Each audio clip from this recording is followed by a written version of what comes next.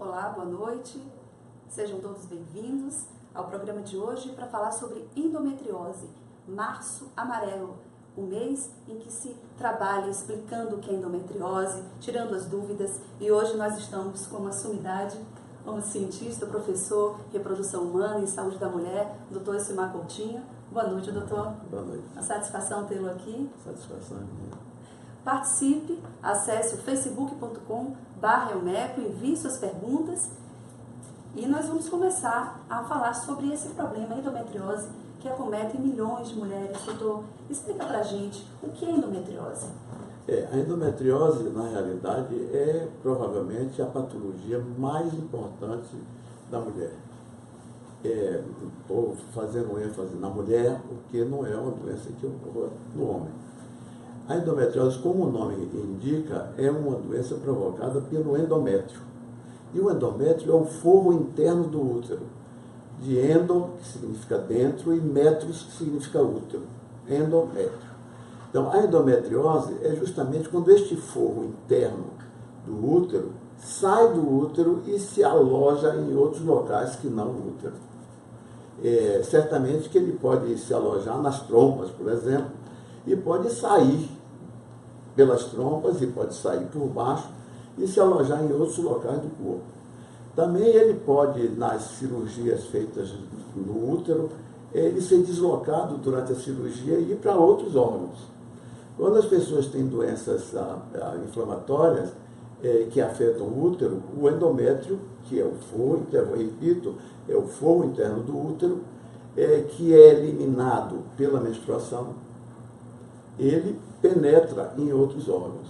Também se origina de cirurgias feitas no útero e que fragmentos do útero contendo o endométrio se localizam em outros locais. Se encontra endometriose no pulmão, quando ele atravessa a parte inferior do abdômen, atravessa o diafragma e pode se alojar no pulmão. Isso é mais raro, mas certamente que é a mais comum de todas as patologias que podem influenciar a vida da mulher.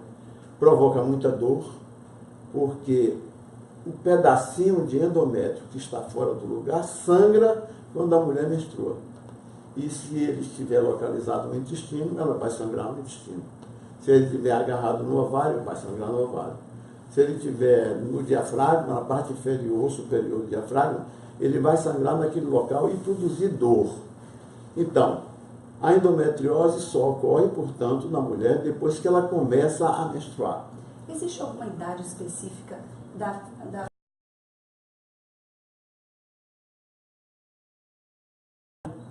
Olha, do ovário é justamente quando a menstruação se inicia, uma parte do líquido que conduz aqueles remanescentes do útero, ele pode entrar pela trompa e derramar em cima do ovário. Mas a causa mais frequente de endometriose, na minha experiência, advém de cirurgias feitas envolvendo o útero e contaminando outras partes do abdômen. É claro que os médicos hoje têm muito cuidado de evitar essa contaminação. Mas vejam bem, a endometriose não tem bactéria, não tem bacilo, não é uma infecção. É uma doença provocada por um tecido que sobrevive fora do seu local, que é a cavidade uterina. Se imaginava que a endometriose só ocorreria depois que a mulher estivesse menstruando, porque na menstruação, o endométrio descama, o forro interno do útero, ele descama porque ele entra em colapso. E aquilo da menstruação não é sangue puro, é sangue com fragmentos de endométrio. E esse endométriozinho está vivo. Quando ele se alojar, ele vai se agarrar e crescer como uma endometriose. Então, a gente classifica essa endometriose de acordo com a gravidade, né? Tem um grau de gravidade de 1, de 2, de 3, uma endometriose tipo 4, por exemplo, já é uma endometriose mais extensa. Ela pode se espalhar no intestino, no reto, e sangrar pelo reto. Quando a mulher menstrua, ela sangra pelo reto. E os danos, né, à saúde? Claro que a mulher sofre muito com isso, é uma causa importante de infertilidade, que pode entupir as trompas, quando a mulher sangra, e entupindo as trompas, a ovulação não se completa, quer dizer, a mulher ovula, mas o ovo não chega no útero, porque não passa pelas trompas, e aí não há fertilização. Então, é a causa mais importante de infertilidade, por exemplo. A mulher tem dificuldade de engravidar quando tem endometriose, e por causa disso é que o advento da pílula anticoncepcional, que permitiu que a mulher pudesse usar a pílula continuamente para não menstruar, ela, mesmo tendo endometriose, ela pode diminuir a ação da endometriose, principalmente a dor, porque a gente pode suspender a menstruação, coisa que a gente só podia fazer antigamente tirando os ovários.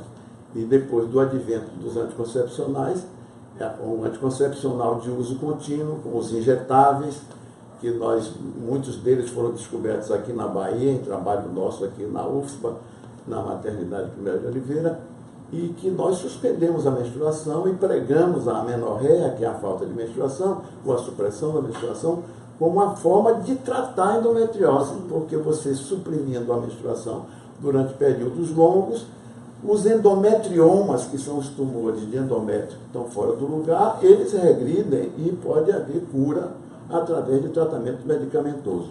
Mas o que mais se faz quando a endometriose é grave é a ajuda da cirurgia, é ir lá buscar onde está o endometrioma e tirar aquele local em que ele está implantado para que ele seja removido. Mas a supressão da menstruação é a forma corrente de eliminar os efeitos da endometriose. Previne também, doutor?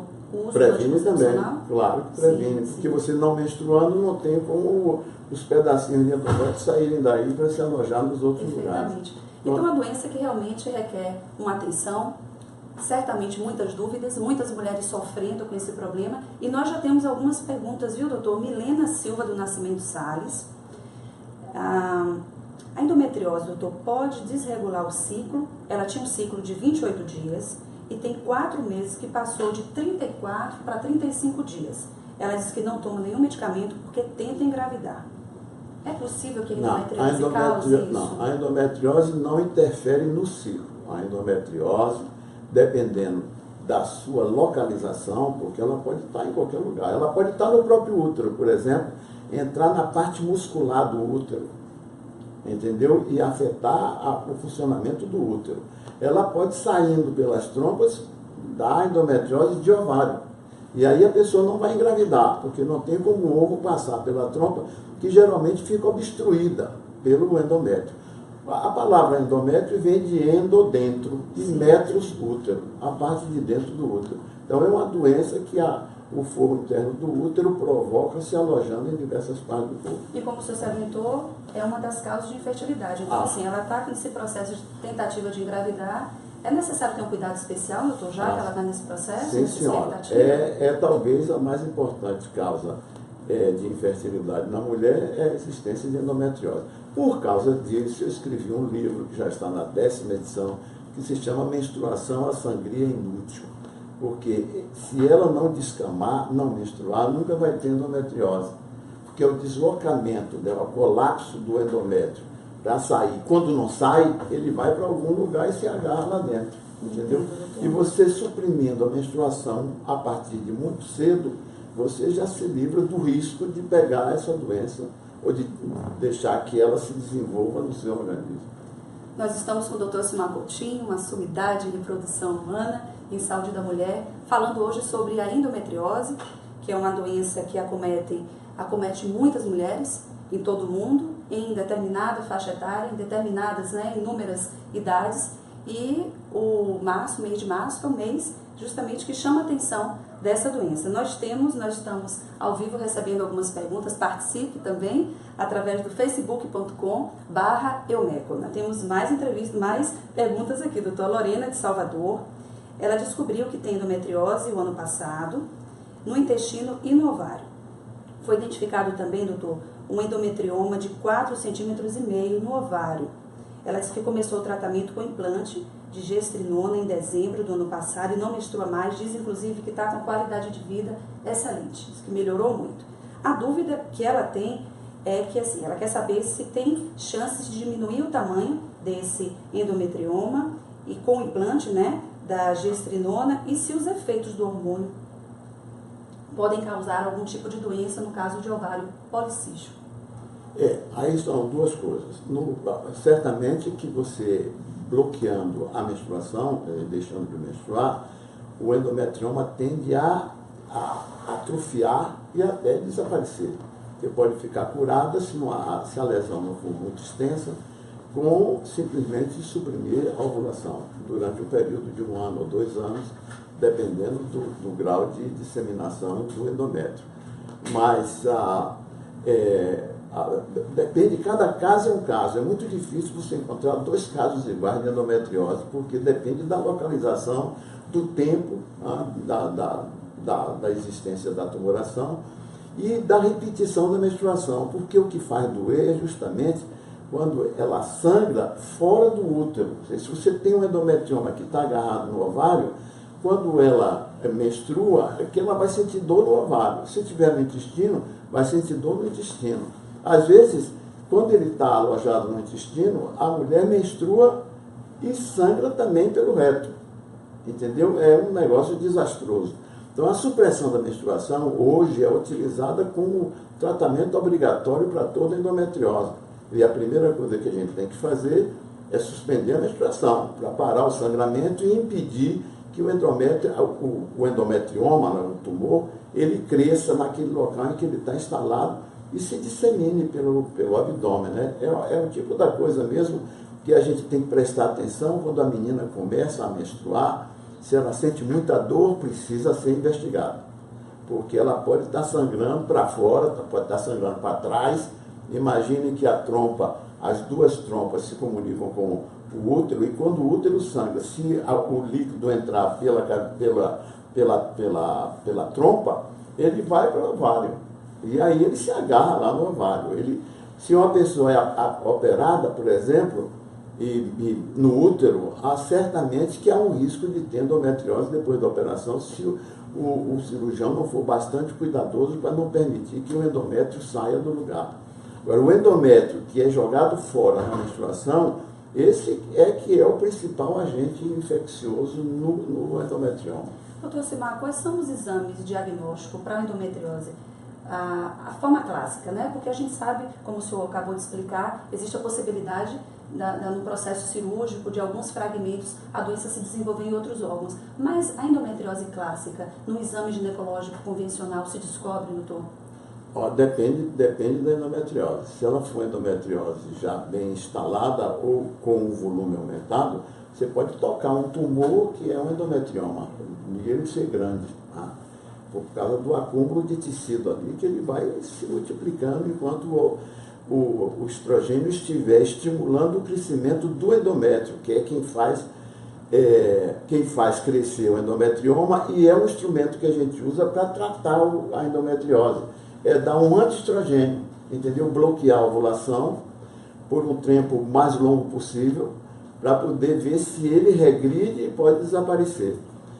Com a ajuda da cirurgia, a coisa fica mais fácil, porque você vai tirar principalmente em bloco aquilo que representa o endometrioma. Nós temos mais perguntas. Participe, envie sua pergunta para facebook.com/eumeco. Nós estamos com o Dr. Simar Coutinho falando sobre endometriose no Março Amarelo, que é mês justamente que a gente chama atenção para a doença, esclarece suas dúvidas. Participe! Vamos lá. A Etienne Alexandre, ela pergunta, doutor, ela tem 40 anos, sem filhos, descobriu a endometriose profunda, a endometriose já se espalhou, ovário, útero, parte da bexiga, intestino. Ela foi ao médico que a orientou retirar o útero, ovário e trompas, e que não poderia fazer reposição hormonal quando ela chegar na fase da menopausa.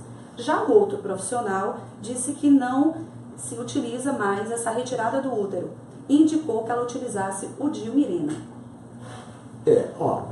Esses pontos de vista dependem muito da experiência do médico, né? Eu trabalho com a endometriose há mais de 50 anos e vejo uma variedade de opiniões. Cada caso é um caso, depende da localização, depende do tamanho do tumor, depende da disseminação dele no abdômen e depende da natureza do órgão que ele está comprometendo. Porque se ele compromete um órgão vital, você vai ter que tirar aquele tumor sem tirar o órgão vital. E você tem que preservar a integridade da pessoa. Depende da idade da paciente, depende do tempo que ela teve o endometrioma, e cada endometrioma é um caso separado. Eu trabalho com endometriose há 50 anos. Tive centenas, talvez milhares de pacientes com endometriose que eu tratei, a maior parte delas se curou, teve filho e tudo isso. O melhor remédio para uma endometriose é justamente uma gravidez. Quer dizer, que não é remédio, porque a mulher que consegue engravidar com endometriose, ela pode, através dos 9 meses sem menstruar, não sentir mais nada. Por quê? Porque parou de menstruar. Porque justamente a dor aumenta quando a pessoa está menstruando. E você suspendendo a menstruação, da dor ela fica livre. Agora, dependendo do grau também da disseminação da tumoração, ela pode prejudicar a vida sexual e prejudicando a vida sexual pode acabar o casamento, né? O marido dizer, não, ela não permite que eu penetre porque dói. E aí tem que tratar mesmo.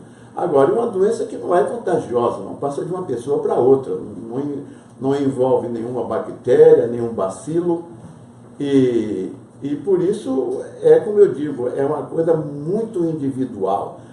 Você pode ter 5 pacientes com endometriose, cada uma com um tipo de queixa diferente. Perfeitamente. Doutor, e a cirurgia? Alguns profissionais dizem assim, olha, vai operar, mas volta. Existe a cura total para a endometriose? A cura existe, mas depende também da endometriose. Quando a endometriose atinge o intestino, por exemplo, largamente, é muito difícil, porque você não vai tirar o intestino da paciente. Então, você vai ter que tratar mesmo. Atualmente, existem técnicas de cirurgia com a ajuda de microscópio e de endoscópios que permite que a gente faça uma limpeza de endometriomas espalhados no abdômen. E certamente que isso é uma coisa que a gente usa muito. Eu uso muito com meus colegas que fazem esse tipo de abordagem para tratar a paciente antes de começar a dar medicação.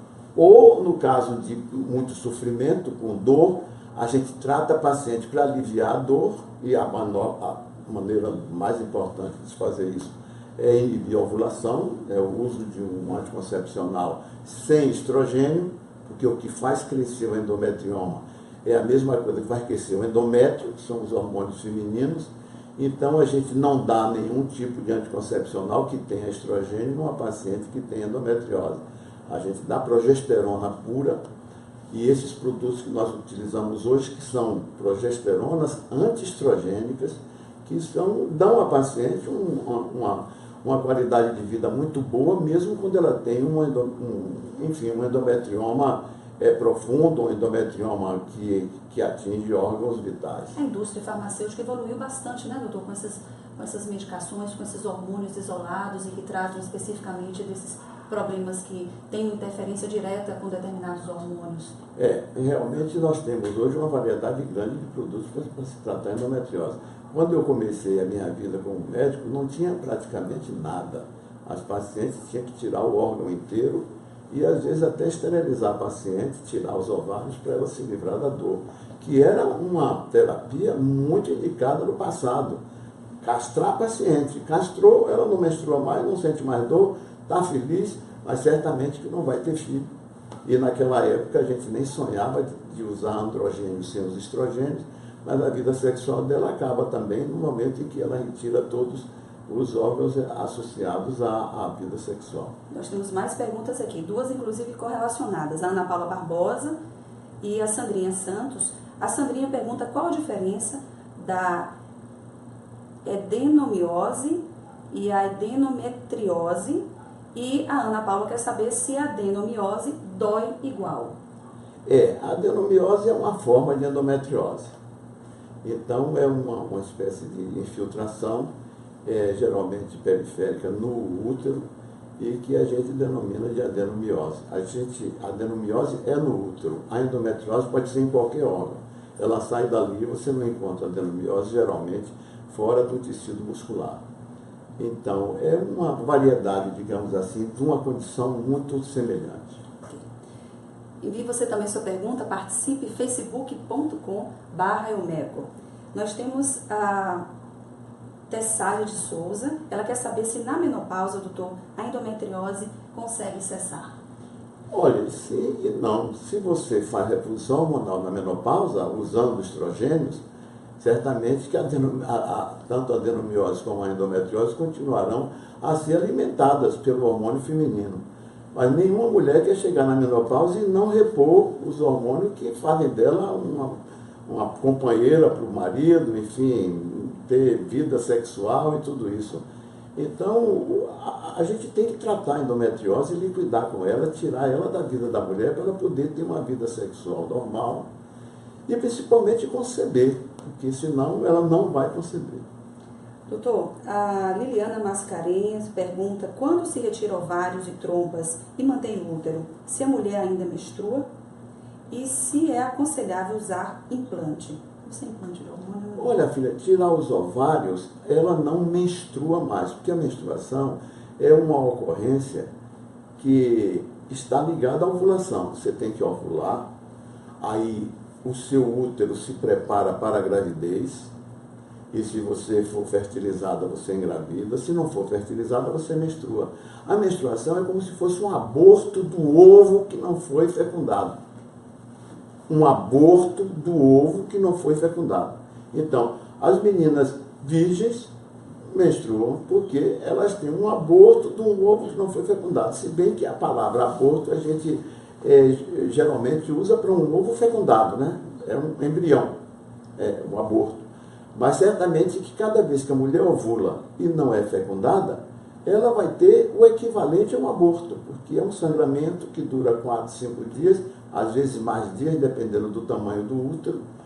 E aí existem as associações, né? Há miomas que podem crescer simultaneamente com endometriomas e uma variedade de situações que são típicas para aquela paciente. É muito difícil você encontrar uma endometriose que tem exatamente a mesma característica numa outra mulher, porque depende da área atingida, depende do órgão atingido, mas é sempre endométrio crescendo fora do lugar. E existem casos de endométrio crescendo no pulmão, por exemplo.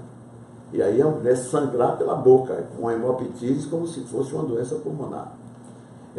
Existe a endometriose vascular em algumas partes do corpo alta, porque houve fragmentos de endométrio que passaram para o sangue, circularam, etc. e tal. São coisas raras. O mais comum mesmo é a endometriose de útero, que é a adenomiose, de endometriose de ovário, porque o sangue reflui pela trompa e cai em cima do ovário, e aqueles pedacinhos se agarram no ovário.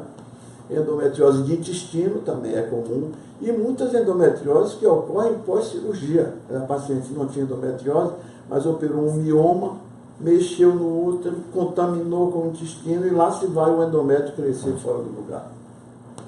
Doutor, nós temos aqui a Bruna Lane Vale. Ela quer saber se vale a pena manter o útero com adenomiose após 3 cesáreas e laqueadura, mesmo que não queira ter mais filhos. Não, não vale a pena. Eu sou adepto de retirar o útero desde que ele não sirva mais para concepção. Se você tem um útero com patologias várias, o melhor é tirar o útero. Hoje a gente tira o útero por baixo, sem abrir a barriga. O útero pequeno é retirado por baixo. A cirurgia é feita por via vaginal e a gente aproveita para tirar tudo ali que não interessa mais a mulher e deixa só ela com a vagina dela para ela poder ter vida sexual tranquila. Então, eu sou a favor de que se retire o útero. Eu indico esterectomia quase todo dia de minha vida. Eu estou indicando alguma paciente minha que ficou comigo 20 anos e que eu digo, não, agora vamos ter que tirar o seu útero. É o melhor trabalho que a mulher pode ter depois dos 60 anos, por exemplo, que é quando ela tem mais problemas com o útero, quando ela faz a reposição hormonal. Claro que quando ela envelhece e não faz a reposição hormonal, tudo encolhe nela, inclusive o útero. E aí ela pode conservar esse útero, mas certamente que o útero é uma inutilidade perigosa para ela guardar quando ela não pode mais usar o útero para ter filho. E prezar pela qualidade de vida, né, doutor? Com certeza. Participe, envie sua pergunta. Estamos com o Dr. Silmar Coutinho falando sobre endometriose. facebook.com/eumeco. Nós temos uma outra pergunta da Liliana Mascarenha. Obrigada, Liliana, está participando bastante aqui com a gente. Ela quer saber se os implantes são indicados para quem é portadora da endometriose grau 4, antes ou pós-cirurgia? Tanto antes como pós-cirurgia. Os implantes foram desenvolvidos aqui na Bahia. Hoje em dia nós temos pacientes vindo tratar com implantes do mundo inteiro. Nós temos pacientes, até de Hong Kong, eu já recebi uma paciente aqui que veio colocar implante por indicação de um médico de Hong Kong que conheceu o nosso trabalho aqui. Esses implantes são feitos de silicone e para uso médico mesmo. É como se fosse uma artériazinha fina, tem 1 milímetro mais ou menos de diâmetro, é bem pequenininho. E a gente coloca ali a substância que vai impedir a ovulação ou que vai frear o crescimento do endometrioma. Então, são substâncias ativas, geralmente derivados da progesterona ou da testosterona, e que funcionam como inibidores da ovulação, portanto, para a mulher que ainda está ovulando, que é jovem, ou uma mulher na menopausa que, por alguma razão, está com hipertrofia uterina, ou por causa de endometriomas, ou simplesmente porque o útero cresceu às custas de miomas. E quando o útero cresce, ele começa a apresentar problemas para a mulher. Ela sangra, quando sangra, ela sangra muito, porque ele cresceu de tamanho, e ele passa a ser uma inutilidade, porque a mulher não vai ter mais filho depois dos 50 anos, então não tem justificativa para, tendo alguma facilidade, de tirar o útero.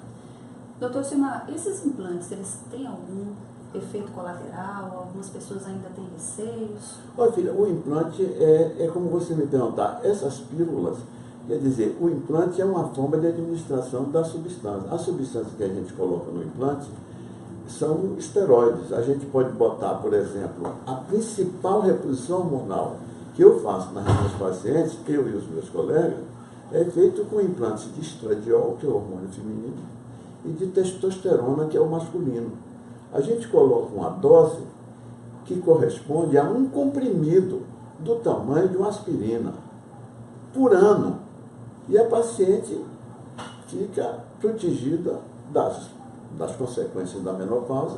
Ou, quando se trata de uma mulher jovem que a gente quer inibir a ovulação, ele também inibe a ovulação. Um implantezinho debaixo da pele inibe a ovulação durante um ano. Entendeu?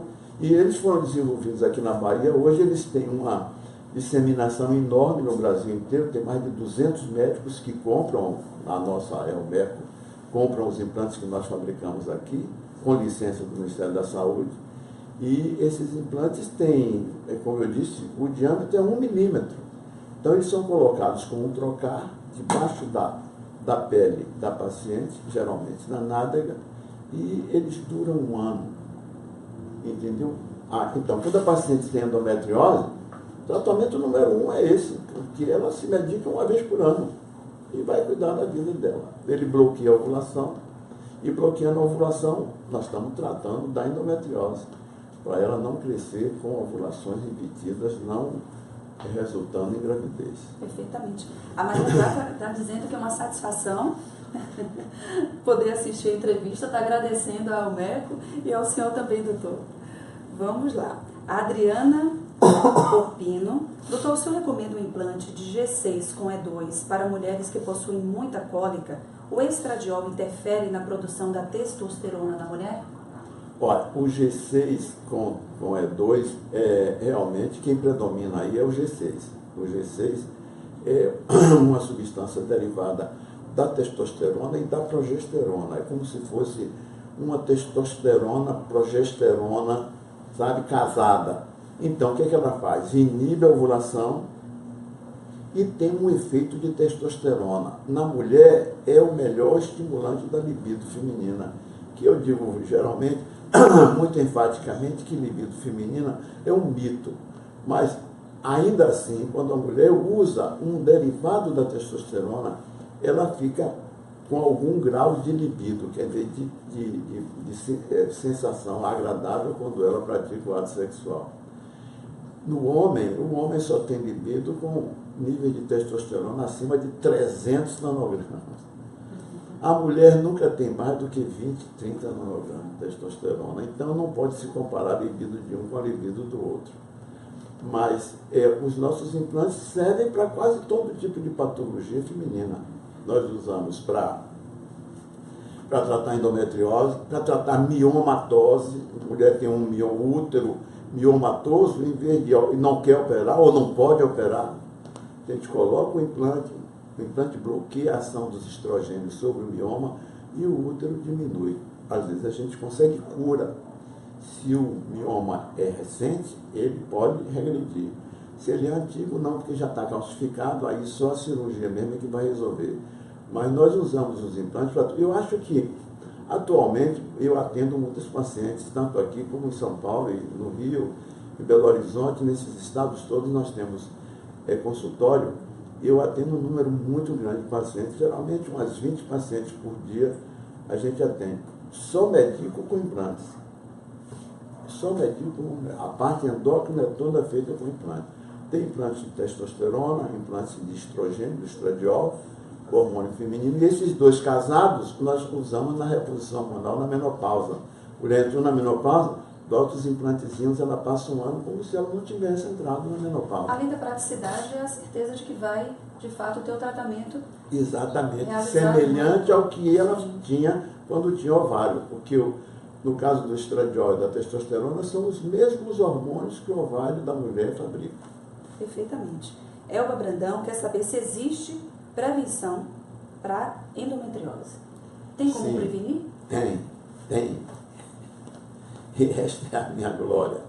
Eu disse aqui no começo que eu escrevi um livro há muitos anos atrás chamado Menstruação, Sangria Inútil.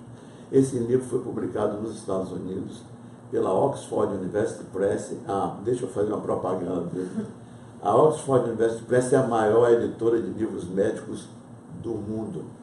Ela é sediada em Nova York e em Londres, e o meu livro foi o único livro médico publicado no exterior por um brasileiro, tá? Digo isso assim, de peito aberto, seguro de que não tem ninguém que vá dizer que não, que tem outro médico que publicou um livro nos Estados Unidos pela Oxford University Press. É uma queixa que eu vou fazer publicamente aqui. No lançamento do meu livro, na Quinta Avenida, estava lotada de médicos, professores de medicina da Universidade de Columbia, New York, do Cornell, da Universidade de Cornell, encheu a sala. Não tinha nenhum brasileiro para ver o lançamento do meu livro. Imagina, o livro se chama Menstruação, Sangria Inútil. Esse livro já está aqui no Brasil na 10ª edição, e a principal motivação para eu escrever o livro foi lembrar que a endometriose, as mulheres que não menstruam, dificilmente ocorre. Quer ver, a mulherzinha tem endometriose, faz o diagnóstico cedo, está com 16, 17 anos, pode parar de ovular, de menstruar. Quer ver, ela para de ovular tomando pílula? Não, pare logo de ovular e de menstruar, porque a menstruação pode provocar endometriose. Entendeu? Que é uma doença que nós estamos discutindo hoje aqui, uma doença que provoca muita dor, provoca infertilidade e realmente às vezes até incapacita a pessoa de não poder trabalhar em virtude disso. Perfeitamente. Nós temos aqui a Juliane Jardim, agradece, um grande beijo para a Juliane Jardim, agradeço por mudar minha vida. Doutor Simar, muito gênio, sempre à frente do seu tempo. A Clarissa quer saber como o implante ajuda na fadiga crônica da endometriose, doutor. Olha, esse implantezinho que a gente usa para tratar a endometriose, tem vários implantes, né? O que a gente mais tem utilizado ultimamente é a gestrinona, que é esse implantezinho de 1 ano. Mas tem implantes que duram menos tempo, que duram 6 meses, que a gente usa nas mulheres mais jovens. Meninota e tal, porque a gestrinona certamente que afeta um pouquinho a libido da mulher, e a gente procura usar isso mais na mulher mais madura. Na jovem que ainda está crescendo, a gente não deve trabalhar com gestrinona, porque ela aumenta digamos assim, a calcificação óssea. E interferir na calcificação óssea no momento do crescimento não é uma boa ideia, porque pode atrapalhar o crescimento ósseo, quer dizer, o alongamento da moça, né? Então a gente geralmente usa gestrinona para as mulheres maduras já, que já alcançaram a sua estatura final, mais de 17, 18 anos, e nas mais jovens a gente usa outros implantes. Existe um implante chamado Elcometrin, uma das intervenções aí, a menina disse que usou um implante assim, é um implante que dura 6 meses somente, a gente repete ele 6 meses. É o que a gente mais usa nas jovens. Existe alguma diferença, doutor, para os implantes? O implante de 1 ano, o implante de 6 meses, isso depende da necessidade da paciente? E da indicação, do tipo de patologia que ela tem. Ela pode estar usando um implantezinho somente para não atrapalhar o crescimento dela. Eu tenho a paciente, chega lá, a mãe me traz a menina com 12 anos, doutor, ela já está menstruando, parou de crescer e tal, não pode impedir essa menstruação? Pode. Bota um implantezinho adequado para ela, mas não vai botar uma gestrinona, entendeu? Vai botar um implante de 6 meses para ela parar de ovular, mas parar de ovular e não menstruar, né? Adiar a época da chegada da primeira menstruação. Aí, doutor, vamos falar um pouquinho também sobre esse receio, os estigmas que as pessoas têm de que vou parar de menstruar e quando eu quiser engravidar, será que vai dificultar? Explica um pouquinho pra gente. Olha, parar de menstruar, certamente a melhor maneira de parar de menstruar é parar de ovular. E no momento que você para de ovular, você está guardando os ovos. Vou dizer uma coisa importante aqui, que eu nunca ouvi dita aí na televisão, em lugar nenhum, nem em meios científicos. O anticoncepcional trouxe um benefício gigantesco para as mulheres. É que praticamente acabou com o câncer de ovário. Por quê? Porque as mulheres pararam de estimular o ovário para ovular todo mês inutilmente. Porque a menina começa aos 11, 12 anos, o ovário começa a pôr ovos, e antigamente, quando não tinha anticoncepcional, ela ovulava a vida toda. E o resultado disso é que a incidência de câncer de ovário, quando eu comecei a fazer medicina, era enorme. Praticamente desapareceu o câncer de ovário naquela proporção que existia. Quem fez isso? O anticoncepcional que fez isso, entendeu? Acabou com o câncer de ovário, já diminuiu de maneira significante a ocorrência de síndrome de Down, que era as gravidezes de ovários que ovularam a vida inteira e que estavam com os últimos óvulos, mulheres maduras com 40 anos de idade. Hoje a mulher chega aos 40 anos com praticamente todos os óvulos guardados. Então os melhores óvulos ela guarda.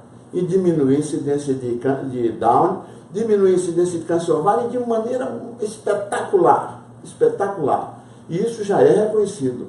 Quem acabou com o câncer de ovário? A pílula anticoncepcional. Quer dizer, a pílula entre aspas, porque os injetáveis, tudo aquilo que a gente usou para bloquear a ovulação. Hoje as mulheres estão engravidando com 40 anos de idade sem aquela incidência enorme de problemas, entendeu? Por quê? Porque os melhores ovos dela ela guardou. Como é que ela guardou? Tomando anticoncepcional para não jogar o ovo fora, entendeu? No tempo da minha mãe, todo mês ela punha um ovo e menstruava, punha um ovo e menstruava. Essas doenças decorrentes da ovulação repetida acabaram. Praticamente acabaram. É a raridade de patologias, doenças que a gente tinha no passado. Isso é até uma ilusão. Não houve nada de mais benéfico para a mulher no mundo do que o advento da supressão da ovulação. Que ovulação? Ovulação inútil, que vinha com menstruação, com anemia, com endometriose, com miomatose, com tudo que era treco de doença que tinha. Hoje essas patologias estão lá. Câncer de ovário, quando eu comecei a fazer medicina, era coisa corriqueira, toda semana a gente operava um câncer de ovário. Não tem mais. O que foi que acabou com o câncer de ovário? A pílula anticoncepcional, entre aspas, tudo aquilo que a gente usou para impedir que a mulher ovule repetidamente, todo mês, inutilmente. Perfeitamente, doutor. E para você que quer saber onde encontrar um especialista credenciado Elmeco, acesse www.elmeco.com.br .br/encontre o médico. Doutor, Amanda Fernandes quer saber se o útero invertido e mioma podem ser adenomiose. Não, o útero invertido é uma decorrência da anatomia defeituosa. Não. A adenomiose pode ocorrer no útero assim, mas pode ocorrer no útero normal também. Não tem diferença. E o mioma? O mioma não. O mioma é um endurecimento de uma parte do útero decorrente justamente de uma alteração na musculatura do útero. Não é nem no endométrio, nem é na serosa que forra o útero. É na musculatura, no miométrio, entendeu? E esse mioma é talvez a mais comum de todas as doenças. Para bloquear o mioma, o melhor é bloquear a ovulação também. Não são processos correlacionados? Não, não são. Perfeitamente. Participe, mande sua pergunta, facebook.com/eumeco. Nós estamos com o Dr. Simar Coutinho falando sobre endometriose no Março Amarelo, um mês de conscientização, de alerta sobre essa doença que acomete milhares de mulheres em todo o mundo e de diversas idades também. A Rose Farias, ela tem uma filha de 19 anos que apresenta sinais de endometriose, doutor, e ela gostaria de saber qual o exame preciso para identificar. É aquilo que nós conversamos, né, doutor? Bom, ela vai ter que fazer um exame ginecológico para que o ginecologista possa localizar as queixas dela e fazer uma ultrassonografia do útero para ver se localiza alguma coisa que é de anormal. Mas certamente que o primeiro exame é um exame com o ginecologista para saber o que há, para identificar a causa da queixa dela. A Bruna Lani quer saber se a gestrinona interfere no estradiol.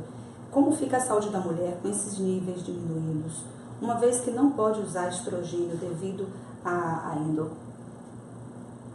Não, ela não pode usar estrogênio devido à endometriose. Isso. E aí ela quer saber se a gestrinona interfere no estradiol. Não, a gestrinona bloqueia a ovulação e, portanto, bloqueando a ovulação, diminui o pico estrogênico que precede a ovulação. Mas não impede que o estrogênio continue a ser produzido pelo ovário. A gestrinona não masculiniza a mulher, mas a gestrinona certamente que tira os picos estrogênicos que precedem a ovulação e que precedem o sangramento. Doutor, quais são as doenças correlacionadas a esse processo? No caso mais grave, né, da endometriose, quando ela passa a atingir órgãos vitais, isso de fato pode recorrer no risco à vida dessa mulher? Ah, sim. É raro hoje que uma endometriose chegue a esse pronto, mas quando eu comecei a minha carreira, certamente que a endometriose ainda perfurava diafragma, passava para o pulmão, se espalhava pelo corpo e tal. Mas ultimamente eu nunca mais vi assim, um caso de endometriose que chegasse a esse ponto, porque quase a totalidade dos médicos já sabe qual é o melhor remédio para tratar a endometriose, que é bloquear a ovulação, não deixar que os estrogênios estimulem o útero e que a mulher não menstrue, quer dizer, a menstruação. Ler o meu livrinho, Menstruação, a Sangria Inútil, explicando tudo isso em detalhe. E estou lhe dizendo, a próxima edição do livro aqui no Brasil vai ser a 11ª edição. Todas esgotadas. O Fabiano Cardoso está dizendo aqui que o orgulho de fazer parte e trabalhar nessa empresa é o MECO e com este grande mestre. Obrigado. Nós estamos com o Dr. Simar Coutinho falando sobre endometriose no Março Amarelo, um mês de alerta, falando sobre essa doença que acomete tantas mulheres de diversas idades. Dr. Simar, nós agradecemos imensamente a presença do senhor, os esclarecimentos, agradecemos a presença de todos e gostaríamos que vocês acompanhem a Eumeco através do facebook.com/eumeco, no Instagram eumeco_implantes hormonais e mande a sua pergunta para eumecoimplanteshormonais@gmail.com. Muito obrigada, doutor. Obrigado a você.